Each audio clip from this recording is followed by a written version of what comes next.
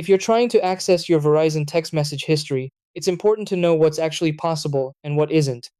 Many people assume Verizon stores text forever, but in reality, there are strict limits on how long message data is kept and what you can view.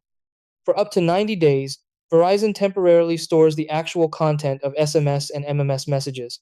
After that 90-day window closes, the message content is permanently deleted.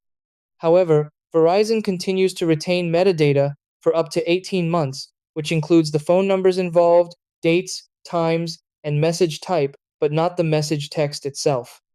You can view this metadata through My Verizon website or app, billing usage details, or the Verizon Message Center. Once messages are deleted from your phone and the 90 days pass, there is no guaranteed recovery method.